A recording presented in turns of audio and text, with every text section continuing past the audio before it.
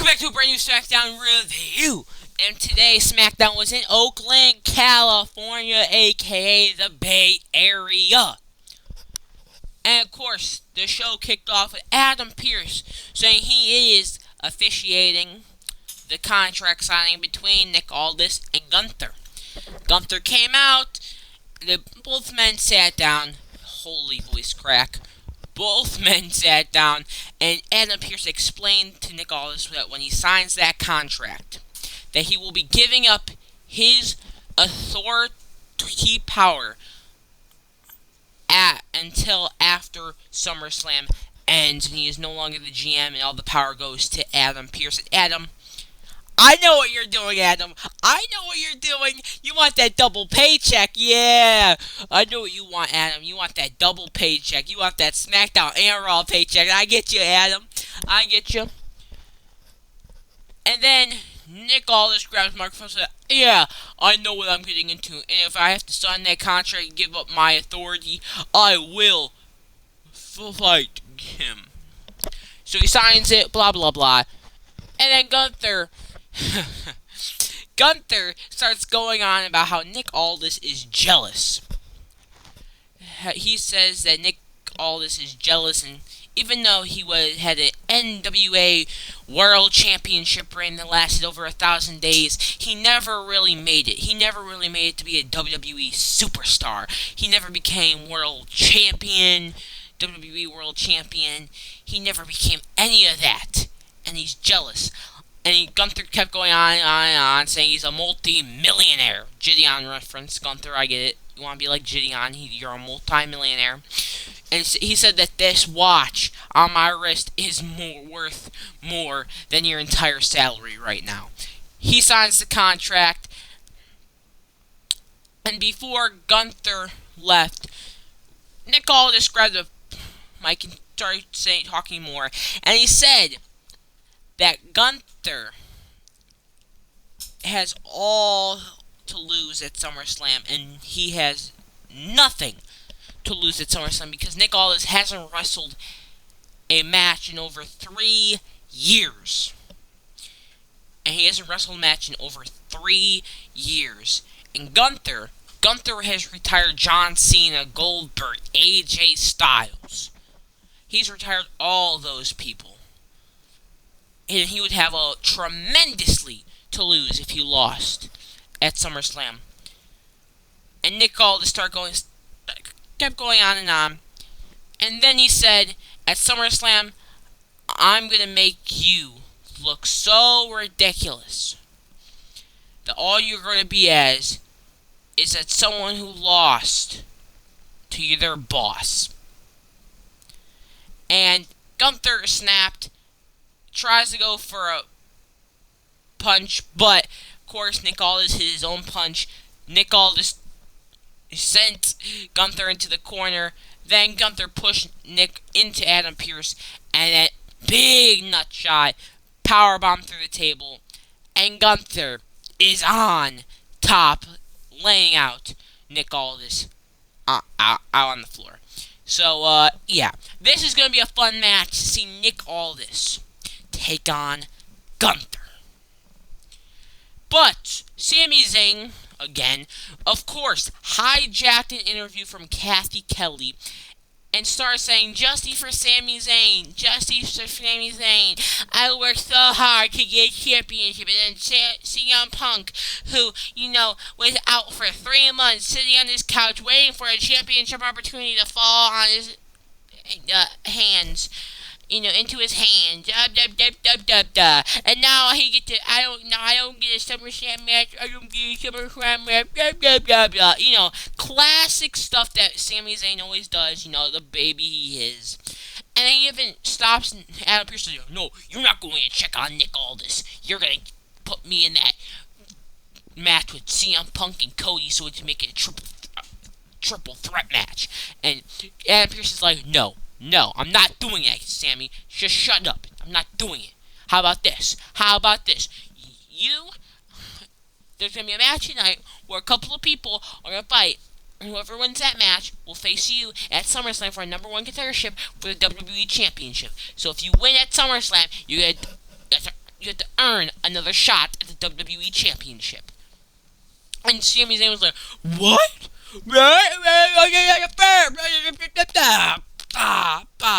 And he even attacked. Sami Zayn even attacked another family of water bottles. R.I.P. to the water bottles in chat. Like, this man, Sami Zayn, is just evil. Just evil. Just always attacking the poor water bottles that did nothing wrong in the first place. Did absolutely nothing wrong, and they're just getting abused by this evil scum of earth, Sami Zayn. Then we see Brie Bella take on Laney Reed.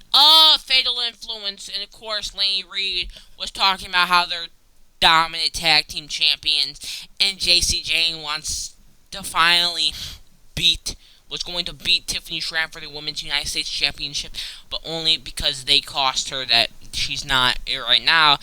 Anyway, Laney Reed tries to attack Brie Bella. Brie Bella reverses, has a couple of punches to the face, sending Laney Reed to the outside. Paige is in the ring, stopping the Fatal Influence girls, but Brie gets pulled under the thing and starts getting thrown into the steel steps.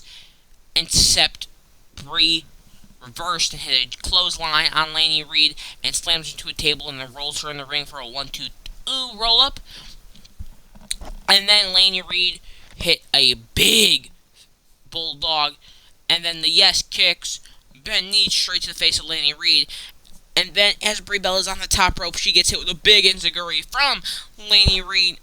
And then we see a 1-2 roll up until the referee catches Laney Reed's hand on the rope, where this got turned into another roll up for the 1-2-3, and Brie Bella wins the match. But of course, the Fatal Influence girls jumps Paige and Brie Bella until you can look but you can't touch. Nikki Bella comes out, saves the day, takes out JC Jane, gives a beautiful drop kick, big TKO, and says, listen here, it's going to be us three versus you three at SummerSlam. So, yeah. And then the three belts, the Bella and Paige raises their hand. Wow! We get another match at SummerSlam. So, congratulations. I'm not gonna lie, I'm kinda happy Nikki Bella's back, so we can get Paige out of this tag team and Paige into the singles division, because let's be honest, the singles women's division right now low-key needs someone like a Paige in it, because let's be honest, both Raw and SmackDown singles women's divisions are low-key dead in the main event. So I won't be mad if we have Paige out of a tag team and we can finally get the Bella twins back and ready, and Paige into her own thing. I just want Paige out of this tag team storyline because it's just better. Anyway, we saw Chelsea Green take on Kiana James, where Kiana James had the early start of the match where she just delivered knees to Chelsea Green's stomach and then just kicked her in the face. Then Chelsea Green started fighting back a little bit. Then Chelsea Green moved out the way when Kiana James went for this elbow. And then we see Chelsea Green start doing this crazy arm drag to Kiana James multiple times. And even hit a Rough Rider for a 1-2. And then we see Chelsea Green get hit with a big super kick, big Falcon Arrow, then a big boot, code breaker, and then eventually Kiana James gets hit with a Unpretty Her from Chelsea Green for the 1-2-3, and Chelsea Green moves on to the ladder match at SummerSlam for the interim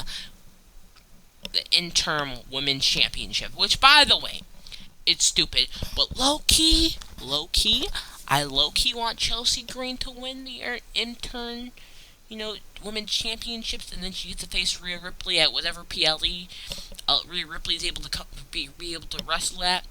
But low-key, WWE, why didn't you just, have Rhea Ripley vacate the belt, have a ladder match at SummerSlam, and then, when Rhea Ripley's cleared and is able to come back, have her win the title back? It's not like some. It's not like that's illegal in professional wrestling.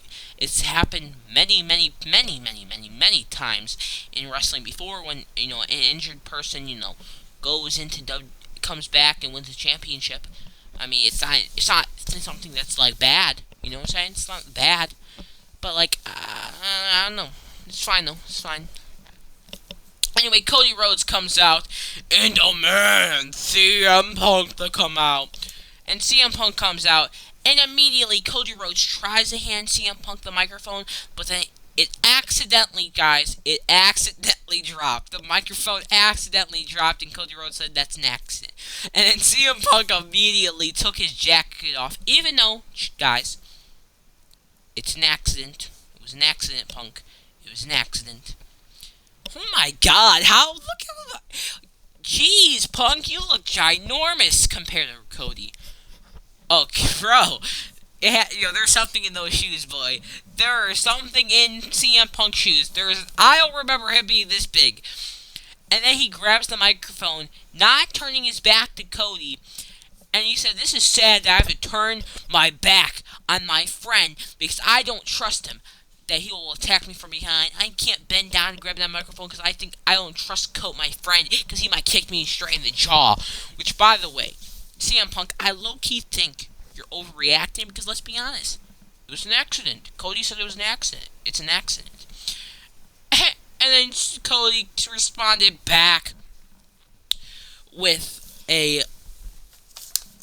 saying something.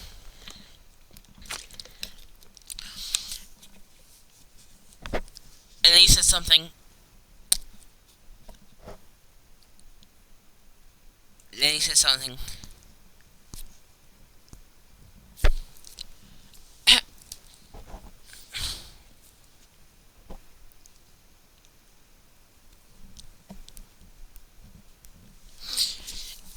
And Punk was like, it's sad that I can't turn my back from my friend, because I'm afraid he's going to attack me from behind. It's sad I can't bend down to grab that microphone because I'm afraid that my friend's going to kick me straight in the jaw. And then, Cody's like, oh, blah, blah, blah, blah, blah. The pipe bomb you cut all those years ago, I followed the exact same thing. I listened to it hard, and I learned, and I followed it. I left, blah, blah, blah, all that stuff. And then CM Punk said, good, you learned. Good. Because I learned from you too, right? I learned from you too in 2022. When you came back here, I was on the outside. And you showed us there's a way to come back. Blah, blah, blah. And then CM Punk continued on his big ramble. All that stuff, saying that Cody only thrives and plays victim and all that stuff. And Cody only thrives when his friends turn on him. All that stuff. Even saying that Cody always likes playing the victim. And then CM Punk goes on and on and on and on and on, and saying that, and he goes on his big thing where he says, I'm the best in the world, best on the microphone, best in this ring, even on commentary, nobody can touch me, even Dusty's kid. And he said, play my music. And then Cody said, whoa, you're gonna be playing Kingdom in a second. I'm gonna become a 4-time WWE champion right here at SummerSlam. Play my music. Oh, blah, blah, blah. I'm not gonna lie, this promo was basically a bunch of nothing. The only good part of it was CM Punk saying, I'm the best in this ring, the best on this mic, the best on even in commentary, and nobody can touch me. Even Dusty's kid. Like, that's the best thing of this promo. And I understand that CM Punk was calling Cody Rhodes a victim and saying he can only thrive when his friends turn on him and become enemies, like Randy Orton and Cody Rhodes turning on Cody Rhodes. That's definitely happened before, Kevin Owens and all that stuff. But come on. This feud was about Cody Rhodes getting hit with a belt strap on the on his face. And he said that wasn't on purpose. Clearly it was on accident, Cody. I'm the biggest Cody Rhodes fan, and we already know that I would defend you, and I will do anything to you. Sorry. But I will do anything to save my boy Cody Rhodes. But even that's a little bit crazy. Even that's a little bit crazy. You know what I'm saying, Cody? So, yeah. But this feud's been basically built on nothing. I feel like this is like the WWE creative just typed in ChatGPT. So how can we make the CM Punk feud interesting? Yeah, interesting. How can we make the CM Punk Cody Rhodes feud interesting? Well, how about after Saturday Night's main event, after they tag team together, we have Cody Rhodes accidentally get hit with the belt strap, and then he blames it, saying, "Oh, it was on purpose." But then CM Punk, I definitely seen that in the ChatGPT writing. Definitely ChatGPT. Anyway, we saw Charlotte Flair and Nia Jax in the interim WWE Women's Championship ladder match, where we see Charlotte Flair hit a Hurricane Rana. Then she got sat on by Nia Jax. I'm not gonna lie, I saw some things wiggle and move the way I didn't want it to see. I'm not gonna lie. And then we see Charlotte Flair use all of her power and slams Nia Jax in the middle of the ring. But then we see Jade Cargill and I quote, the baddies. And then we see Nia Jax say, "Stay out of the business." And then all of a sudden Charlotte Flair takes down the baddies. And then we see Charlotte Flair get in the ring, big boot. And then Jade Cargill gives a boot, big jaded. And Nia Jax just crashes out on commentary saying, "I got screwed." Which low-key, Nia Jax did get screwed. I'm just saying. Just pointing out the facts here. Then it was time to see Damian Priest, Finn Balor, Trick Willie, and Royce Keys for the number one contendership to face Sami Zayn at SummerSlam. And then we see the old Judgment Day boys get taken down by Royce Keys. And then Royce Keys just slams into Finn Balor and Damian and throws him across the ring. Does the same thing to Damian Priest. Then we see Trick Williams get thrown across the ring. Then a big jumping neck breaker from Trick Willie. Then Finn Balor ate the mat, going face first from a flatliner. Then they ate the Trick Willie, the whip them trick stomps. And a big roundhouse kick. Trick Williams got sent over. And big dive from Finn Balor. Then all of a sudden we see Solo Sikoa sneak up, say, "Hey, what's up?" Then Enziguri to Royce Keys. And then all of a sudden, after Royce Keys got his foot on the rope by Solo Sikoa, we see her, "Ooh, so." Which, by the way, can someone explain to me why the Usos care so much of Royce Keys in this match? Because it's not like this is for Roman's title. Like, if it was for Roman's title, yeah, I would understand, but it's not for Roman's title. But Solo and starts attacking Jimmy, and then we see the I wanna be your dad music comes on, and then we see LA Knight jump over, takes out Jey Uso, and the Usos and Solo and LA Knight started taking up, like, fighting. Then, Damian Priest comes flying on top of all these men, and then Trick Williams get rolled up for a 1-2. Ooh, big slingshot, big shotgun dropkick. Then once for the coup de grace, misses. Big cyclone kick straight to the face. And then Damian Priest comes out of nowhere, hits a big clothesline. Big roundhouse kick. South of heaven for the 1-2. Ooh, until Damian Priest got hit with a nasty spine buster. And then at the 2 count, we see Royce Keys get pulled out by Jacob Fatu, and Jacob Fatu sends Royce Keys into the LED ring post, and then he just gives Royce Keys the most succulent butt intake. And then we see Finn Balor hit a beautiful sling blade shotgun drop kick, coup de grace for the 1-2-3, and Finn Balor. The Finn Balor push might be here. Finn Balor is advancing to SummerSlam to face Sami Zayn for the #1 contendership for the WWE Championship. We might see Finn Balor in the Big 25. He was known as Finn Balor for over years and years and years and years.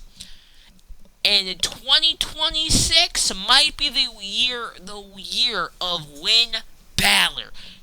It's crazy that Finn Balor got rid of those ugly pants and got his trunks back on, and now he's Finn Balor again. In what world are we living in where there's a possibility where Finn Balor could get a world championship match? I mean, well, actually, okay. He did get a championship match earlier in the year, but who thought it was going to happen again? I thought that was the only world championship opportunity he was ever going to get because it was in Ireland, and then it happened at Chicago in Elimination Chamber. But Finn Balor might be getting another shot at the world title in the Big 26. The Finn Balor pushes here. Finn Balor's here? No Finn Balor anymore? Man, I don't know what Finn Balor had to suck to get to this place, but I am glad that my boy Finn Balor is now Finn Balor. I don't care if he had to suck as much as possible. It's here. But congratulations to Finn Balor for winning the match. And getting a shot at SummerSlam. Very big accomplishment. Anyway, hope you guys enjoyed today's video. Have a beautiful day. See you tomorrow. Bye-bye.